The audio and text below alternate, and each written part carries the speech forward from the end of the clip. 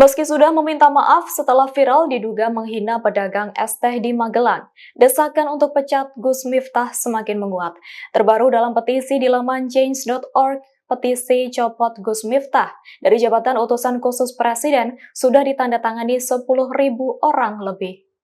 Seperti diketahui, selain pendakwah, Miftah juga menjabat sebagai utusan khusus Presiden bidang kerukunan beragama dan pembinaan sarana keagamaan. Pada Rabu 4 Desember 2024, muncul petisi agar Miftah dicopot dari jabatannya itu. Dilansir change.org Kamis 5 Desember pagi, petisi itu telah ditandatangani 10.000 lebih akun dengan target 15.000 orang. Adapun terkait desakan ini, anggota DPR RI dari fraksi Partai Golkar, Sudeson Tandra buka suara. Ia meyakini Prabowo akan bijak menyikapi kontroversi yang melibatkan Gus Miftah.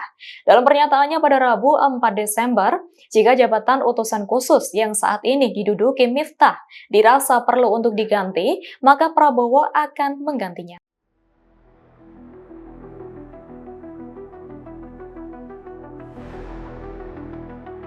Download Tribun X sekarang, menghadirkan lokal menjadi Indonesia.